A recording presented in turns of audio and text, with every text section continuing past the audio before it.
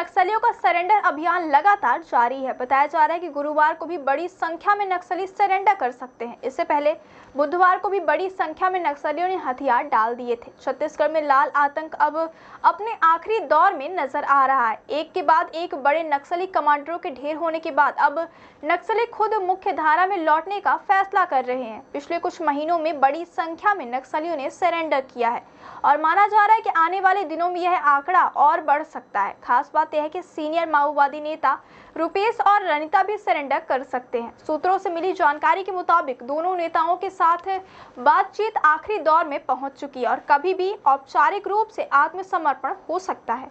अगर ऐसा होता है तो यह नक्सल संगठनों के लिए एक बड़ा झटका माना जाएगा, क्योंकि रुपेश और रनिता दोनों माओवादी संगठन के शीर्ष नेता हैं। आपको बता दें कि इससे पहले भी माओवादी रणनीतिकार मल्लोजुला वेणुगोपाल राव उर्फ सोनू या भूपति ने महाराष्ट्र के सीएम देवेंद्र फडणवीस की मौजूदगी में आत्मसमर्पण किया था। वहीं सुकमा और कांकेर जिलों में भी हाल ही में कई नक्सलियों ने सरेंडर किया है। छत्तीसगढ़ में नक्सलवाद अब धीरे धीरे बिखरता नजर आ रहा है। कांकेर जिले में 100 नक्सलियों ने आत्मसमर्पण किया, जिनमें टॉप कमांडर राजू सलाम, कमांडर प्रसाद और मीना के नाम प्रमुख हैं।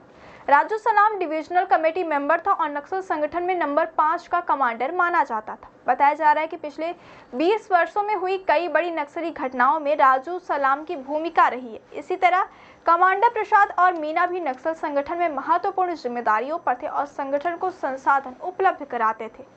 बस्तर रेंज के आईजी सुंदरराज ने बताया कि सरेंडर को लेकर बड़ी जानकारी दी। उन्होंने बताया कि पिछले 20 महीनों में अब तक 1876 नक्सलियों ने आत्मसमर्पण किया और ये सभी पुनर्वास नीति का लाभ उठाते हुए मुख्यधारा से जुड़ रहे हैं। आईजी का कहना है कि आने वाले दिनों में और भी नक्सलियों का सरेंडर संभव है, जिससे संकेत मिल रहा है कि माओवादी अब हिंसा का रास्ता छोड़कर समाज में लौटना चाहते हैं। अब बात करते हैं नक्सलवाद के खात्मे के प्लान की। केंद्रीय गृह मंत्री अमित शाह ने पहले ही मार्च 2026 तक छत्तीसगढ़ से नक्सलवाद पूरी तरह खत्म करने की डेडलाइन तय कर दी है। इसे लक्ष्य को ध्यान में रखते हुए सुरक्षा बलों और पुलिस का अभियान तेज किया गया है। इसके साथ ही राज्य और केंद्र सरकारें नक्सलियों के पुनर्वास के लिए कई नीतियां चला रही हैं। सरकारी योजनाओं का असर अब साफ दिखने लगा है। इन नीतियों से प्रभावित होकर बड़ी संख्या में नक्सली हथियार डाल रहे और मुख्य धारा में लौटने का फैसला कर रहे हैं। तो कुल मिलाकर छत्तीसगढ़ में नक्सलवाद अब इतिहास बनने की ओर बढ़ रहा है। सरकार के सख्त रणनीति और पुनर्वास नीतियों के चलते लाल आतंक का दौर खत्म होने की दिशा में बड़ा कदम उठाया जा चुका है।